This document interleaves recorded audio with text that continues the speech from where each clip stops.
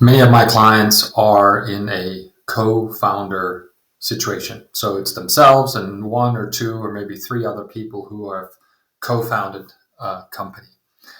And oftentimes we talk about how you manage those relationships and how you kind of grow together or make changes if you need to along the way. So I thought I'd talk about that a little bit today because I think a lot of the people that are watching this may have been or will be in situations that requires them to think a little more carefully about who they co-found businesses with.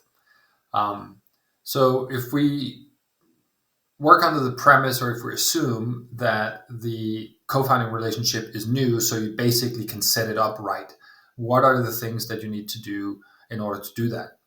Um, the first thing is, of course, to get to know the person or persons that you plan on co-founding a business with as best as you possibly can.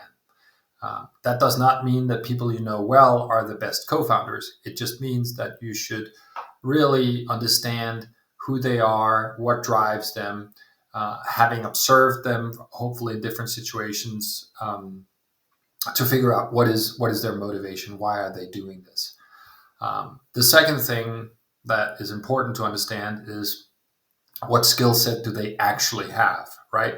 Typically, what happens is people get together and they're like, oh, we need somebody who's good at sales, we need somebody who's good at the technical stuff, we need somebody who's good at operations, for example, and we're like, oh yeah, I do that in my day job, so I'll be the sales guy, co-founder, and you're good at operations, so you'll be the operations co-founder. The problem is being good at sales in a company, large company, for example, is not the same as being good at sales in a startup. It's two completely different animals. There's not the same support systems. There's not the same brand. There's a bunch of things that are not there. So you actually have to strip it back a little bit and try and figure out, okay, what does it mean to be good at something? And does this person actually have that skill set, or do they just think they have it, or do they desire to have it? If they don't have it, can they get it? So that's another thing. That's item number two you need to think about. So first, how well do I know the person? Second, do they have the skill set?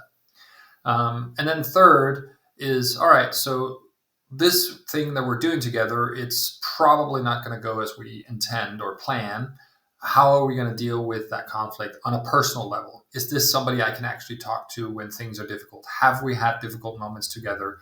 Do I have evidence of them having been in difficult situations in other areas of their life, and how did they deal with that?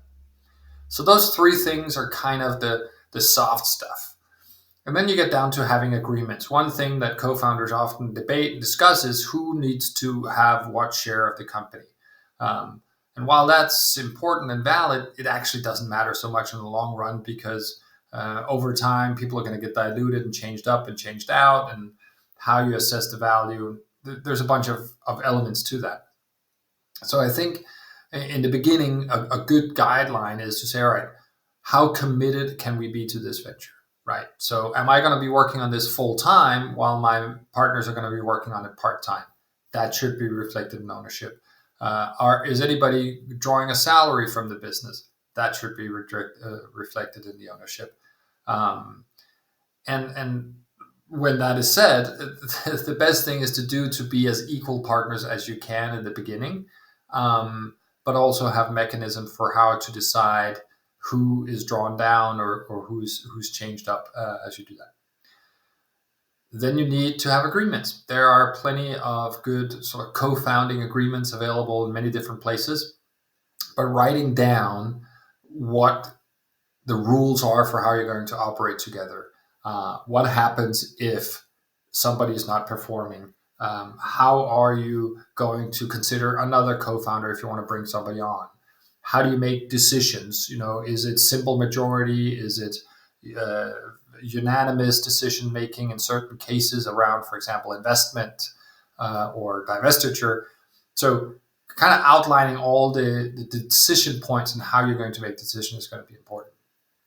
And I now see, this video can be incredibly long. I'll stop here, but hoping that this will help you get started to think about your current co-founding relationship. If there's something there that's not working, try to actually address it and deal with it, and get in touch if you want me to help you do that.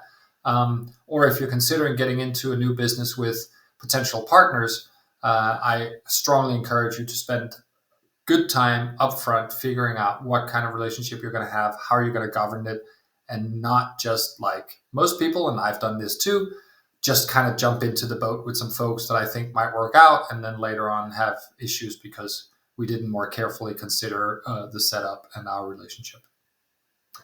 I hope this was helpful to you. As always, let me know if you need anything else on this topic or any other topics. I'd be happy to record more videos like this. I think this is fun, and hopefully it's valuable to you as well.